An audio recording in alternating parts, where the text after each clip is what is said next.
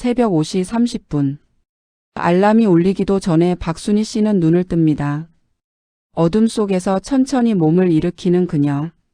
70년을 살아온 몸은 이제 알람보다 정확하죠. 아무도 깨우지 않아도 스스로 깨어나는 삶. 그렇게 하루가 시작됩니다. 창문을 열고 환기를 시키고 부엌에 불을 켭니다. 손녀 도시락부터 챙겨야 하거든요. 할머니 도시락이 제일 맛있어요. 그 한마디에 순희 씨는 매일 아침 주먹밥을 빚습니다. 밥 짓는 소리, 국 끓이는 냄새, 달걀 프라이 지글거리는 소리. 아직 아무도 일어나지 않은 집 안에서 순희 씨만 혼자 움직입니다. 6시 30분. 아들 내외와 손녀가 일어날 시간이죠. 상은 이미 차려져 있고 순희 씨는 설거지를 시작합니다. 어머니 국이 좀 짜네요. 며느리 수경 씨의 첫 마디입니다. 아 그래? 미안해. 다음엔 조심할게. 순희 씨는 웃으며 대답하지만 속으로는 생각하죠. 어제는 싱겁다고 했는데 아침을 먹인 뒤 손녀를 학교에 보내고 빨래를 돌리고 청소를 하고 장을 봅니다. 그런데 오늘은 여기서 끝이 아닙니다. 오후 1시. 순희 씨는 집을 나섭니다. 남의 집 가사 도우미 일을 하러 가는 거죠. 70세의 나이에도 일을 해야 하는 이유? 생활비 때문입니다.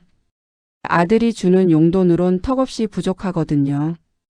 병원비 약간 그리고 손녀에게 가끔 용돈이라도 쥐어주고 싶은 마음. 어머니는 젊으시니까 괜찮으시죠? 며느리 수경 씨가 웃으며 말했던 그 한마디가 순희 씨의 등을 떠밉니다. 저녁 6시. 순희 씨는 다시 집으로 돌아옵니다. 피곤한 몸을 이끌고 현관문을 여는 순간 어머니 정확히 6시예요. 저녁 준비 부탁드려요. 부탁이 아니라 명령처럼 들리는 말투. 순희 씨는 고개를 끄덕입니다. 응 알았어. 금방 할게. 가방을 내려놓을 틈도 없이 다시 부엌으로 향합니다. 손은 자동으로 움직이지만 마음 한편에선 무언가가 조금씩 무너지는 기분이 듭니다. 저녁을 차리고 설거지를 하고 손녀 숙제를 봐주고 빨래를 개고 밤 10시가 되어서야 순희 씨는 자기 방으로 들어갑니다. 침대에 누워 천장을 바라보는 그녀. 그래도 가족이니까. 당연한 거지 뭐. 가족이니까. 그 말로 모든 걸 설명하려 합니다. 서운함도 외로움도 피곤함도. 하지만 순희 씨는 모릅니다. 이 당연함 속에서 자신이 조금씩 사라지고 있다는 걸. 가정부에겐 주는 월급도 박순희 씨에겐 없습니다. 가정부에겐 하는 감사 인사도 박순희 씨에겐 없습니다. 왜일까요? 가족이니까. 내일도 새벽 5시 30분 순희 씨는 알람 없이 눈을 뜰 겁니다. 아무도 깨우지 않아도 스스로 깨어나는 삶. 그런데 이 삶은 언제까지 계속될까요? 그 답은 곧 찾아옵니다. 어느 날 아침. 순희 씨는 몸을 일으키다 그만 주저앉고 맙니다. 온몸이 으스스 떨리고 목은 칼로 긋는 듯 아픕니다. 감기가 몸살로 번진 거죠. 그래도 일어나야 합니다. 아침 준비를 해야 하니까요. 비틀거리며 부엌으로 향하는 순희 씨. 국을 끓이다 어지러워 벽을 잡습니다. 조금만 참자. 그런데 그때였습니다. 어머니 오늘 저녁은 뭐예요? 제 친구들 오기로 했거든요. 순희 씨는 고개를 들었습니다. 수경아 미안한데 오늘은 몸이 조메이 감기 정도는 괜찮으시잖아요. 그냥 약 드시면 되죠. 아픈 건 변명이 되지 않았습니다. 아픈 건 제가 되었습니다. 며칠 후 허리 통증이 심해져 병원에 간 순희 씨. 의사는 X-레이를 보며 고개를 저었습니다. 어머니 디스크가 많이 진행됐네요. 수술이 필요합니다. 수술. 그 말에 순희 씨의 머릿속이 하얘졌습니다. 집에 돌아와 저녁 식탁에서 순희 씨는 조심스럽게 말을 꺼냅니다. 준서야 엄마가 병원 갔다 왔는데 허리 수술을 해야 한대. 순희 씨는 기다렸습니다. 괜찮으세요? 언제 수술하세요? 그런 말을 기대했죠. 하지만 아들이 먼저 물은 건 다른 것이었습니다. 그럼 그동안 집안일은요? 순희 씨는 숟가락을 든 채 멈췄습니다. 귀를 의심했죠. 내가 잘못 들었나? 뭐? 어머니 수술하시면 한 달은 못 움직이시잖아요. 그동안 우리는 어떡해요? 순희 씨는 그제야 알았습니다. 이 집에서 나는 엄마도 할머니도 아니었다는 걸. 그저 집안일을 해주는 사람. 그 기능이었을 뿐이라는 걸. 수술 날짜가 잡혔습니다. 2주 후 수요일 오전 9시. 순희 씨는 조심스럽게 물었죠. 준서야, 그날 병원 같이 가줄 수 있어? 엄마 그날 회의 있어요. 혼자 가시면 안 돼요. 혼자 가시면 안 돼요. 수술인데. 전신 마취를 해야 하는 수술인데. 그래, 알았어. 수술 당일. 순희 씨는 혼자 택시를 타고 병원에 갑니다. 수술 동의서에 사인하고 수술복으로 갈아입고 차가운 수술대에 누웠습니다. 보호자라 에는 아무 이름도 없었습니다. 옆 병실엔 젊은 여자가 입원해 있었습니다. 맹장 수술이라고 하더군요. 그런데 신기했습니다. 남편이 와서 괜찮아? 아프면 말해라며 손을 잡아주고 아이들은 엄마 사랑해라며 그림을 그려줍니다. 순희 씨의 병실엔 아무도 없었습니다. 꽃 한 송이, 과일 한 박스도 없었죠. 전화벨이 울립니다. 아들일까 싶어 얼른 받았습니다. 엄마 수술 잘 됐어요? 그럼 언제 퇴원하세요? 잘 됐냐가 아니라 언제 퇴원하냐였습니다.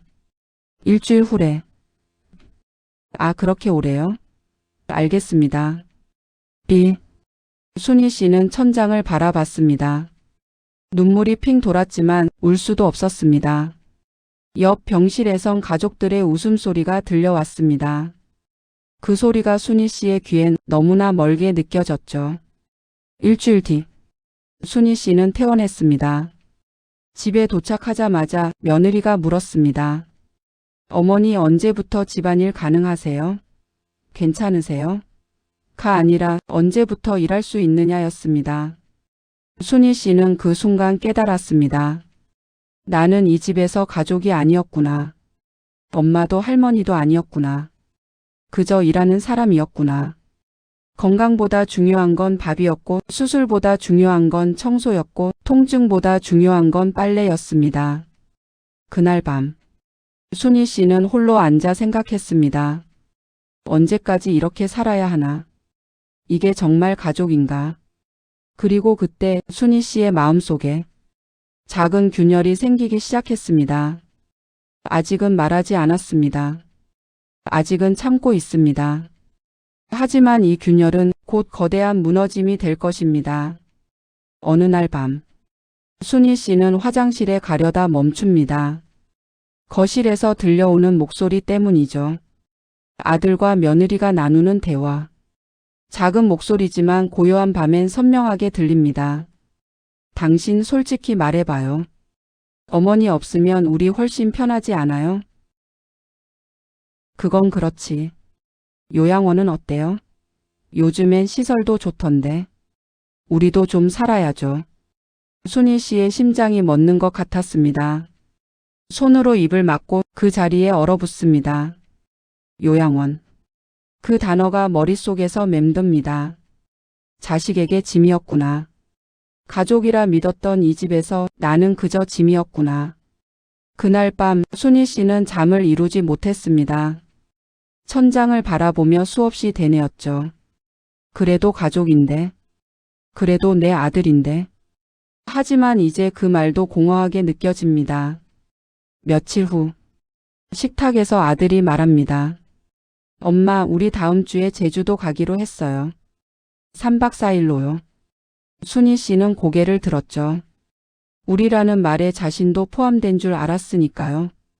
그래? 몇 시 비행기야? 어머니는 안 가시잖아요. 집 봐주셔야죠. 아, 그래. 알았어. 가족 여행. 그런데 나는 가족이 아니었습니다. 집을 지키는 사람. 떠나는 사람들이 아니라 남겨지는 사람이었습니다. 그날 저녁. 순희 씨는 혼자 냉장고를 열어봅니다. 김치, 아들이 좋아하는 멸치볶음, 며느리가 즐겨 먹는 과일, 손녀가 좋아하는 요구르트. 그런데 이상합니다. 내가 좋아하는 음식은 하나도 없네요. 된장찌개도 고등어 조림도 나물도. 내가 먹고 싶은 건 아무것도 없습니다. 순희 씨는 그제야 깨닫습니다. 이 집에서 나는 한 번도 나 자신이었던 적이 없다는 걸. 항상 누군가의 엄마였고 누군가의 할머니였고 누군가를 위해 존재했을 뿐입니다. 그리고 또 하나. 이 집은 내 돈으로 산 집입니다. 남편이 돌아가시고 받은 보험금. 그 돈으로 샀던 이 아파트. 아들 명의로 해뒀지만 분명 내 돈이었습니다. 내가 번 돈, 내가 모은 돈으로 마련한 집이었죠. 순희 씨는 벌떡 일어납니다. 서랍을 뒤져 등기부등본을 꺼내고 떨리는 손으로 핸드폰을 듭니다. 여보세요? 부동산이죠? 집을 팔고 싶은데요. 전화를 끊은 순희 씨. 가슴이 두근거립니다. 두려움 반 해방감 반. 70년 인생에서 처음으로 자기 인생을 자기가 결정하는 순간이었습니다. 다음 날 아침. 순희 씨는 오랜 친구 경희에게 전화합니다. 경희야, 나 울진 갈까봐. 그래. 와라 순아. 여기 바다도 좋고 사람들도 좋아. 늦지 않았어. 이제라도 내 인생 살아. 그 말 한마디에 순희 씨는 울컥했습니다. 누군가 나를 응원해 준다는 것. 내 선택을 지지해 준다는 것. 그게 이렇게 따뜻한 일인지 순희 씨는 처음 알았습니다. 그렇게 결심이 섰습니다. 이제 남은 건 하나. 이 사실을 가족들에게 말하는 것뿐입니다. 일주일 후. 가족들이 제주도에서 돌아왔습니다. 짐을 풀며 여행 사진을 보여주는 그들. 순희 씨는 없는 가족 사진들이었죠. 어머니 집안일 잘 해놓으셨네요. 역시 어머니 없으면 안 되겠어요. 없으면 안 된다는 말. 그게 고마움인지 당연함인지 순희 씨는 이제 알 것 같았습니다. 저녁 식사 후 순희 씨는 조용히 입을 엽니다. 준서야, 수경아. 할 말이 있어. 네 엄마. 뭔데요? 나 이 집 팔고 울진 갈 거야. 숟가락 떨어지는 소리가 들립니다. 뭐라고요? 어머니 갑자기 무슨 말씀을. 갑자기가 아니야. 오래 생각했어. 이 집은 내 돈으로 산 집이고 나는 이제 내 인생을 살고 싶어. 70년을 남을 위해 살았습니다. 딸로 아내로 엄마로 할머니로. 이제는 박순희로 살고 싶습니다. 하지만 이 선택이 얼마나 큰 폭풍을 몰고 올지 순희 씨는 아직 모릅니다. 가족이라는 이름으로 묶여있던 관계가 어떻게 흔들릴지. 그리고 그 흔들림 속에서 진짜 가족이 무엇인지 다시 묻게 될 것입니다. 박순희 씨의 반란. 이제 시작입니다. 제주도에서 돌아온 가족들. 현관문을 열고 들어서는 순간 아들 준서는 멈춰 섭니다. 거실 한가운데 박스들이 쌓여 있었으니까요. 엄마 이게 뭐예요? 보면 몰라? 이사 가려고. 어머니 농담이시죠? 어디 이사를 가세요? 울진. 친구 경희한테 가. 갑자기 무슨 소리예요? 여기 두고 어디를 가요? 갑자기가 아니야. 그리고 집을 팔았어. 숟가락이 떨어지는 소리. 시계 초침 소리만 들립니다. 뭐라고요? 이 집 팔았어. 계약금 받았고 다음 주에 잔금 들어와. 어머니 미쳤어요? 이게 누구 집인데 마음대로 팔아요? 내 집이야. 내 돈으로 산 집. 등기부등본 확인해봐. 순희 씨는 서랍에서 서류 뭉치를 꺼냅니다. 보험금 입금 내역 매매계약서 등기부등본. 모두 순희 씨 명의였습니다. 엄마. 명의만 제 거지. 이건 우리 집 아니에요. 우리 집? 언제부터 우리 집이었어? 나는 30년을 이 집에서 살았어. 그런데 한 번이라도 내 방이 있었어? 내가 좋아하는 음식이 냉장고에 있었어? 나는 요리사였고 청소부였고 빨래하는 사람이었어. 가족? 나는 이 집에서 가족이었던 적이 없어. 엄마 그게 무슨. 병원 수술할 때 누가 왔어? 몸 아플 때 누가 걱정해줬어? 그리고 너희 요양원 이야기 했잖아. 내가 다 들었어. 준서와 수경의 얼굴이 하얗게 질립니다. 그건 그냥 한 말이에요. 그냥 한 말? 그럼 제주도 여행은? 나만 빼고 간 가족 여행은 그냥 한 행동이었어? 엄마 미안해요. 우리가 잘못했어요. 다시는 안 그럴게요. 다시는? 준서야, 다시는이 몇 번째야? 이제 됐어. 나는 이제 이기적으로 살 거야. 나를 위해 살 거야. 어머니, 저희한텐 어떡하라고요? 지희는 어떡하고요? 지희는 엄마 아빠가 키우는 거야. 그게 원래야. 내가 키우는 게 아니라. 그리고 너희는 일하고 돈 벌잖아. 나도 70 넘어서 남의 집 청소하며 살았어. 너희도 할 수 있어. 그날 밤. 집안은 무거운 침묵으로 가득했습니다. 아들과 며느리는 방에 들어가 밤새 무언가를 이야기했지만 순희 씨는 더 이상 귀 기울이지 않았습니다. 일주일 후 이삿날이 왔습니다. 짐은 많지 않았습니다. 옷 몇 벌, 사진 몇 장, 남편의 유품. 30년을 살았지만 정작 순희 씨의 것은 거의 없었습니다. 현관 앞에서 준서가 마지막으로 말합니다. 엄마 정말 가실 거예요? 응.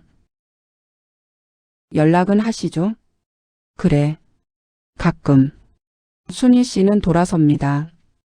뒤를 돌아보지 않았죠. 돌아보면 흔들릴 것 같았으니까요. 30년의 정의 아들이라는 이름이 자신을 다시 붙잡을 것 같았으니까요.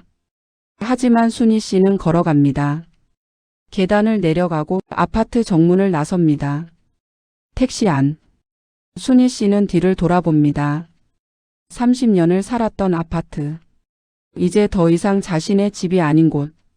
잘가 내 30년. 그리고 순희 씨는 앞을 봅니다.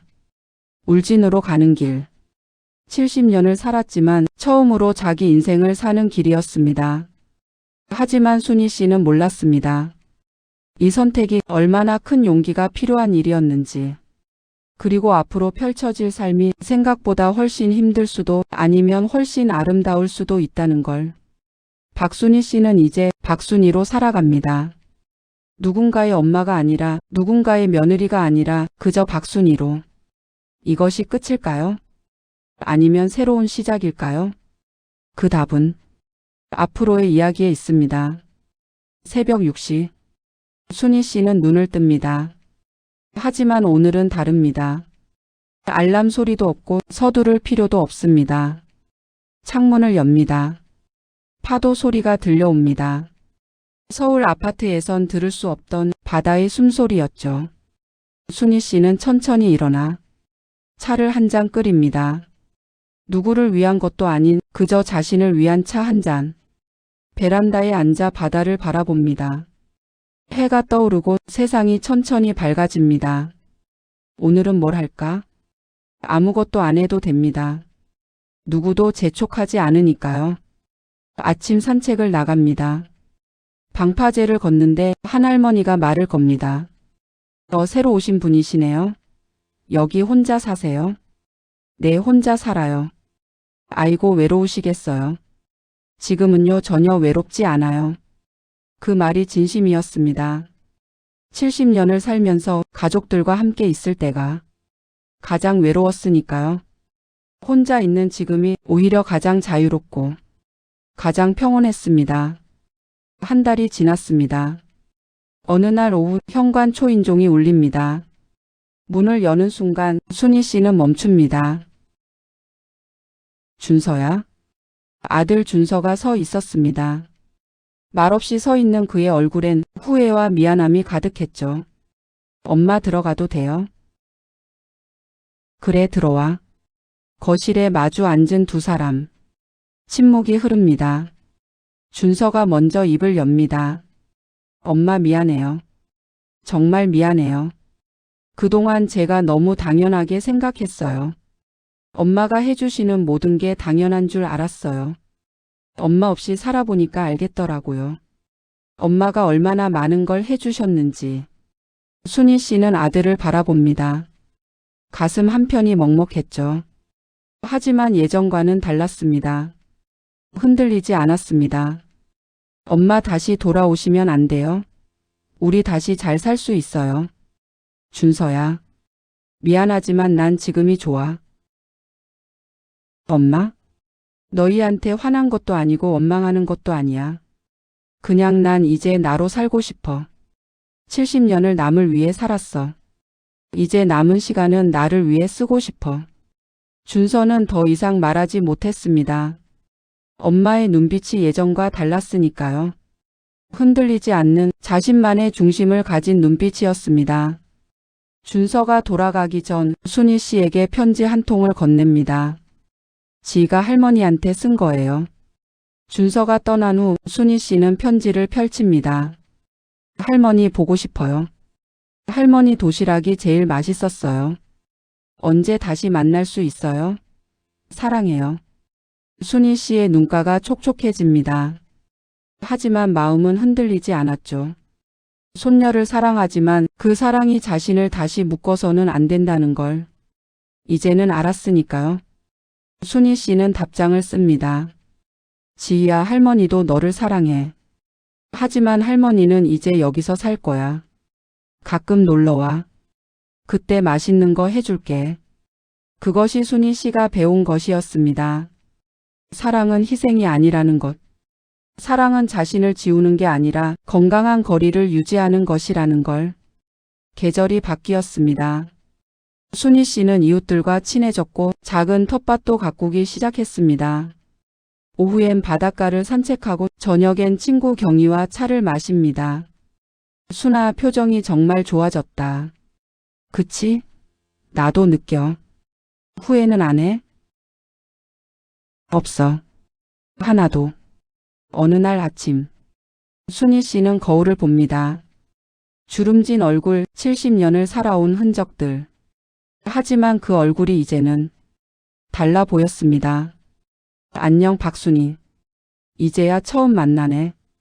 누군가의 엄마로, 누군가의 며느리로, 누군가의 할머니로 살았던 70년. 이제 박순희로 삽니다. 혹시 이 이야기를 듣는 당신도 누군가를 위해 자신을 지우며 살고 있나요? 혹시 당신의 냉장고에도 당신이 좋아하는 음식은 없나요? 늦었다고 생각하지 마세요. 박순희 씨도 70세에 시작했습니다. 당신의 인생은 당신의 것입니다. 희생이 사랑의 전부가 아닙니다. 당신도 사랑받을 자격이 있고 당신도 행복할 권리가 있습니다. 이제 당신의 이름으로 사세요. 당신을 위해 사세요. 그것이 진짜 사랑입니다. 울진 바닷가. 순희 씨는 오늘도 창문을 열고 바다를 바라봅니다. 더 이상 누구를 위해 일어나지 않습니다. 그저 자신을 위해 하루를 시작합니다. 그리고 그것으로 충분합니다.